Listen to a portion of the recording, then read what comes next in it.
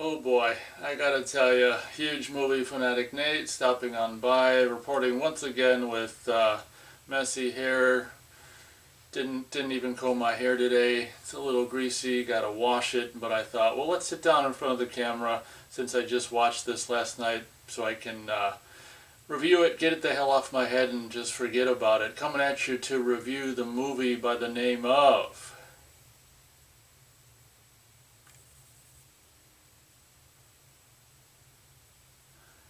Barbarian. Basically, months ago, I saw the trailer on YouTube for Barbarian, and honestly, the trailer, there's a lot of, the movie held a lot of promise based on the trailer. What I loved about the trailer, if you haven't seen it, or even if you have seen it, the trailer that is that it didn't give the movie away. I really loved how it teased the movie and actually made you want to see it. Well, cut to a couple of weeks, couple months later, I sign up for HBO Max for $2 a month for 3 months, mainly to see Matrix 4 and Dune and A Christmas Story Christmas, but turns out that Barbarian was on there, so way to go.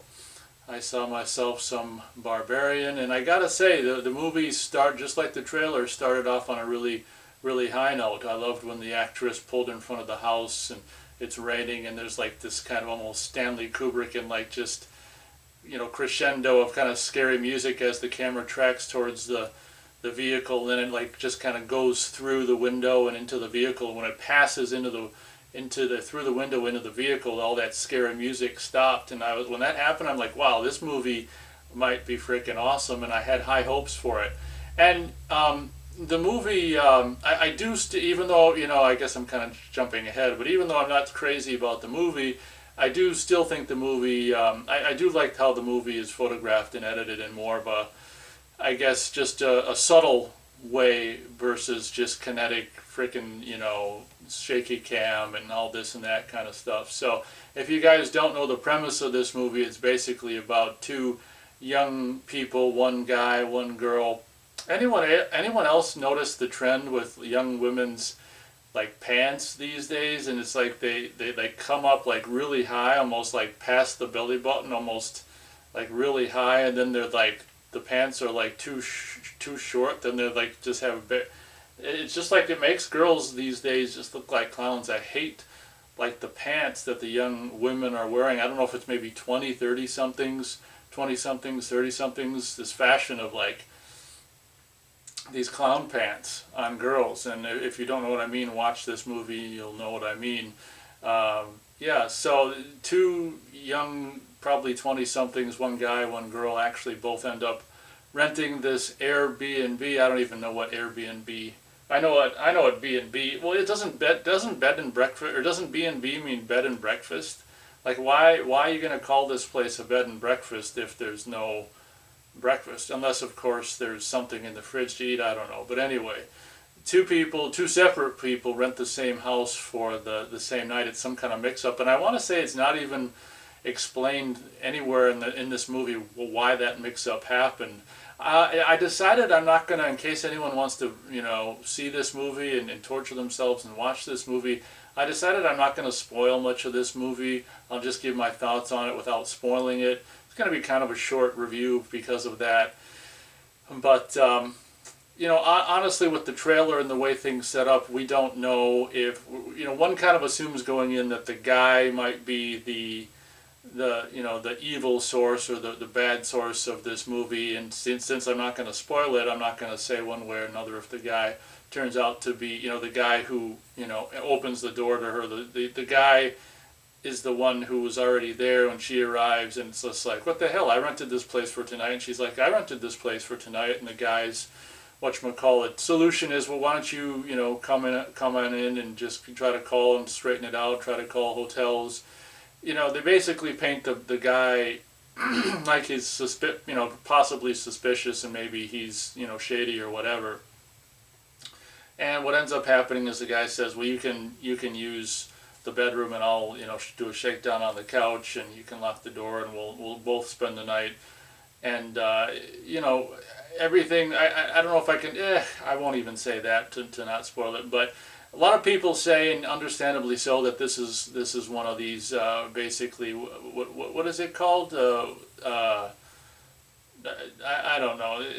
Oh, the Me Too movement or something. A Me Too movie, basically, man hate movie, and I can see. I mean, there's definitely those elements of like the the blaming the men or whatever. But the thing, I mean, I can understand what people that might say that about this movie are saying. But then, without ruining it, I'll just say that this movie teeter-totters on, it shows a kind of a bad man and a good man. So I mean, this movie doesn't just show nothing but men in a bad light. So I mean, I can't really 100% agree with the fact that this is like a man hate movie or a Me Too, all men are evil movie, because there's a good guy. There's a guy who's good in this movie.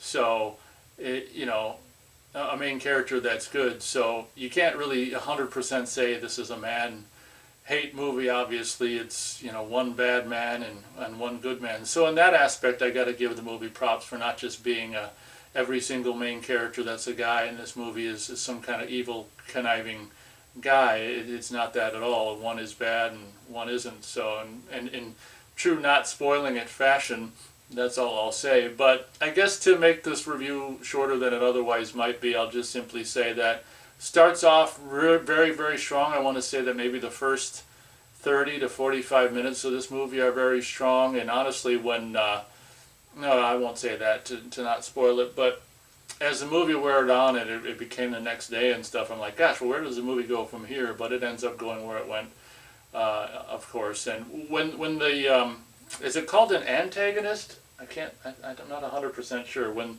the antagonist is revealed, I really just kind of rolled my eyes and I'm like, oh, that's it?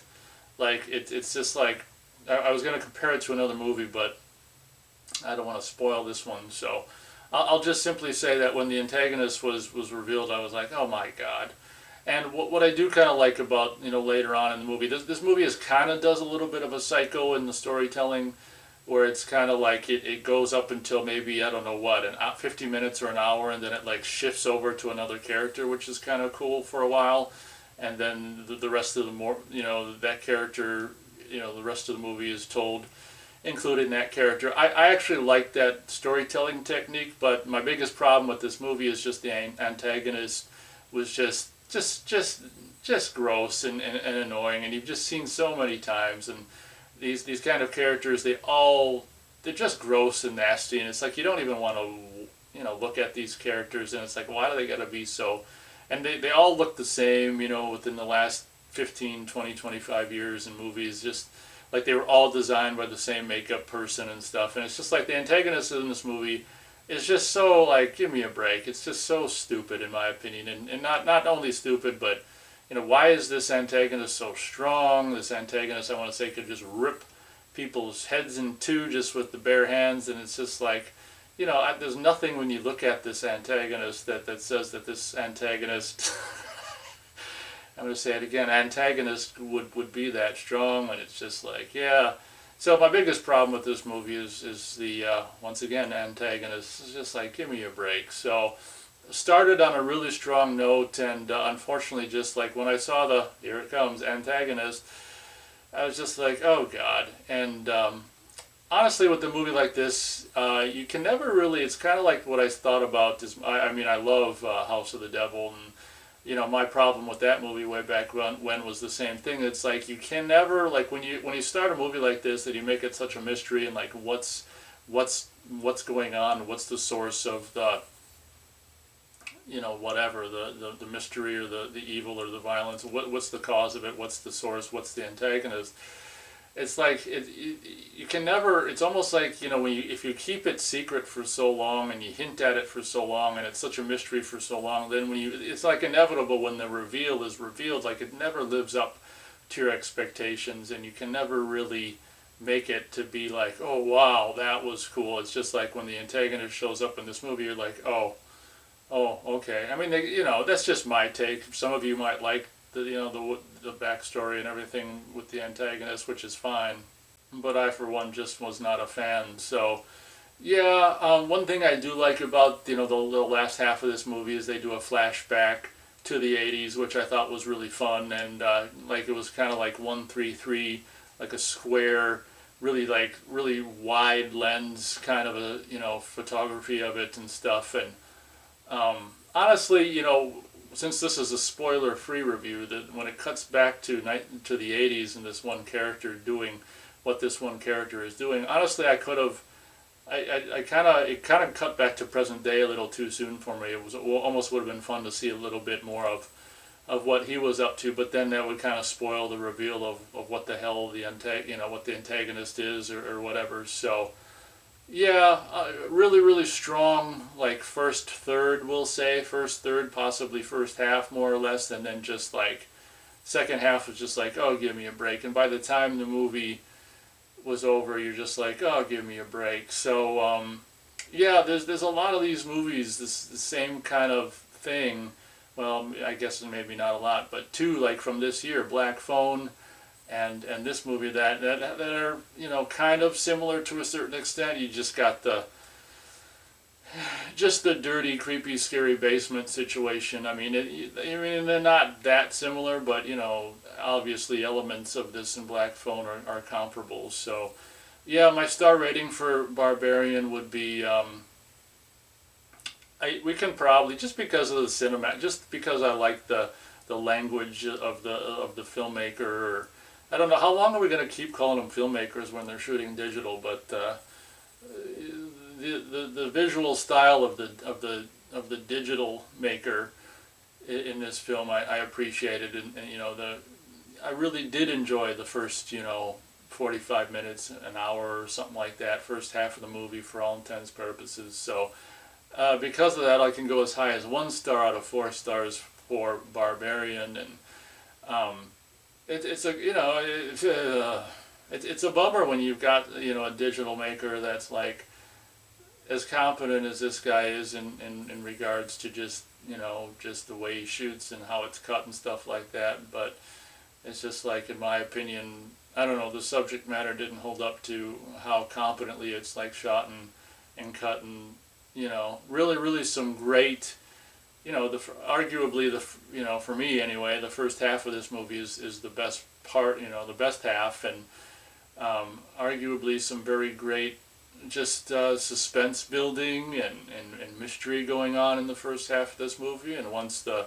reveal is revealed, it's just kind of like, you know, like my interest just completely dissolved, or you know, completely, well, just disappeared or dissolved or into nothingness basically, and I just like trudged on and watched the rest of it just because or whatever. So I guess that'll be my review for Barbarian. I was able to see it. I mean, I guess it's not technically free because I'm giving $2 a month to HBO Max for 3 months, but wow, you know, big whopping $2, big deal. But more, for all intents and purposes, you know, I kind of saw it free, got to see it in addition to, you know, what I mainly signed up briefly on HBO Max for. So definitely not recommended if you've got, I think it's on Hulu possibly as well, if you've got the means to see it for free. Watch something else, watch something good like Tourist Trap or Blood Rage or the original Evil Dead, or, you know, watch, if you've got the time, don't watch this, you know, watch something else. But if you want to waste your time and be disappointed, I guess you can watch this. And I guess that pretty much does it for my review. Hope you guys enjoyed. Thank you very much for watching, and as always, we'll catch you on the next video.